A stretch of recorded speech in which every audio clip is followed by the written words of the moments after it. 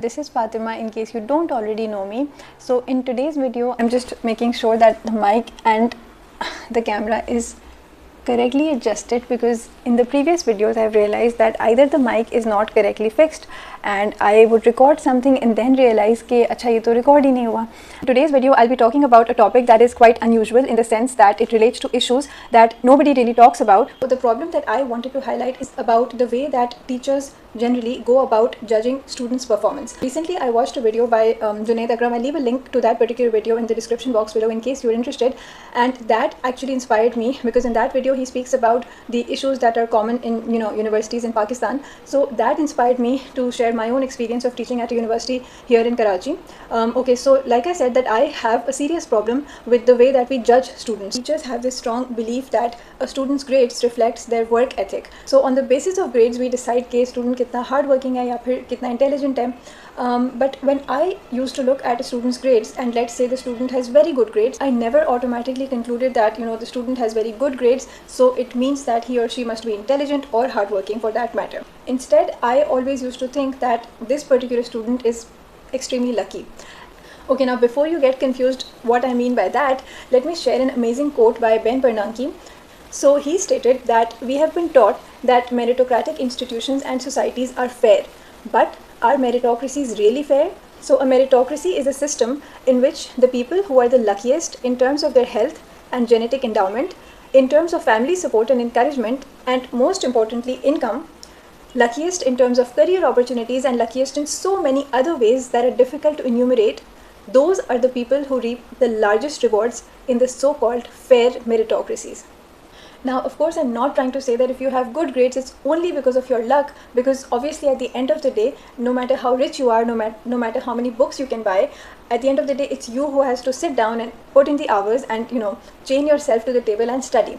So, of course, I do agree that, hard work as well as the student's natural ability and intelligence have a huge role to play.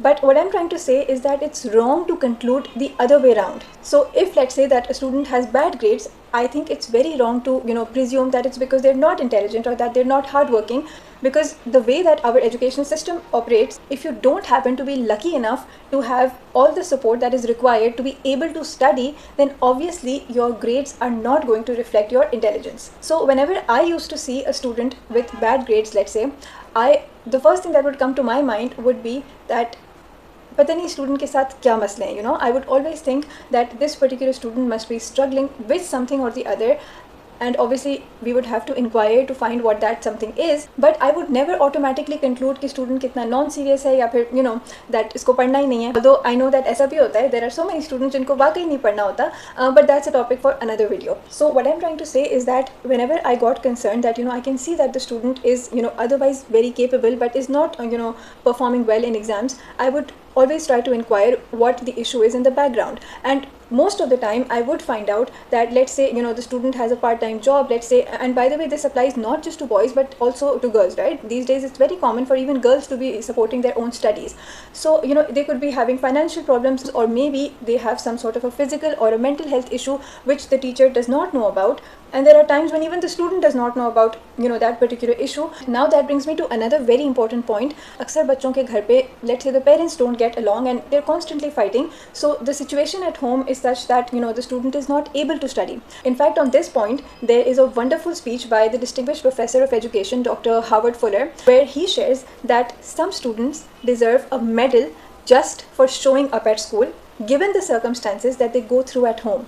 So Dr. Howard insists that we must talk about all of these things that are happening to kids before they ever get to school. And the part that I loved the most about his speech was where he talks about our habit of always saying no excuses. And people have this habit of saying no excuses, but no excuses cannot mean the same thing as no empathy.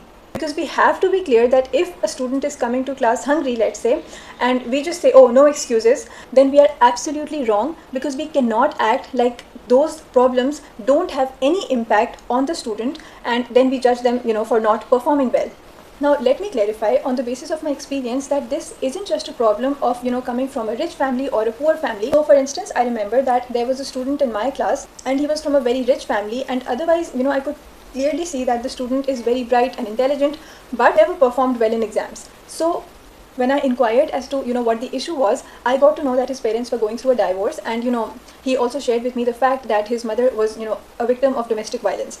Now the problem is that in such situations the reaction of most teachers and even most other people in society is that to kya hua, because they say that this is so common, the student should learn to be strong. My concern is that it's very easy to just say that the student should be strong, because sometimes it's just not possible. All that they need is a little bit of support, because कितना आसान होता है कहना just to be strong, but nobody actually tries to put themselves in the shoes of that particular student and try to imagine them trying to study and trying to focus on their studies, while let's say in the background he can hear his parents fighting, because even verbal heated arguments can have a negative adverse impact, right? Or maybe let's say he can hear his mother being beaten up by his father.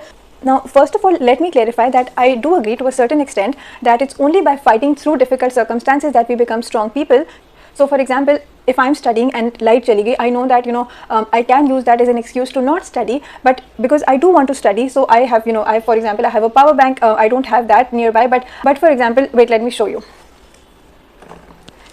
Yeah, okay, wait. So here you can see this is the small torch that I have, and usually I use this when light goes for a short period of time, and when I'm not sure when it's going to return, because there's usually no fixed schedule. And then I have this big torch.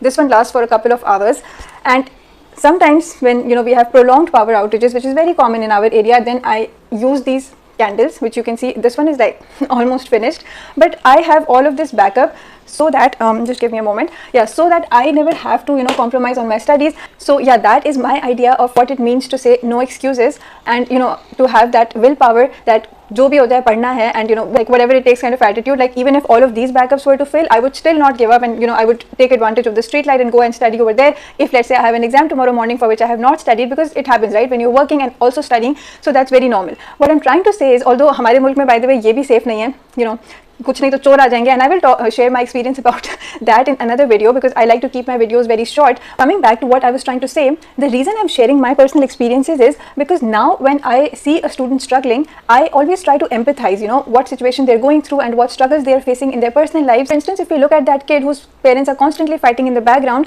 then it's very easy to say no excuses, but कोई उस बेचारे बच्चे को जाके ये तो बता दे कि वो किधर जाकर पढ़े. To conclude this particular video, my point is that these are also very real issues that we need to acknowledge, and instead of just dismissing them and brushing them under the carpet as if they don't exist. And it's not just about घर के झगड़े or other issues of that sort. There's also the fact that most students don't have their individual private rooms where they can just shut the door and study. Most of the time they're sharing rooms with siblings or even cousins at times, and the list of problems does not end here. But the video is going to end here. In this short video, I just wanted to share that there are so many struggles that students are facing, that as a system, as a society, we need to address those struggles. And in this particular video, I've just tried to highlight those struggles. And in another video, inshallah, I will be talking about the possible solutions and the possible changes that we can bring about in order to address these issues that students face. So that's it for this particular video. I'll see you in my next video. Bye.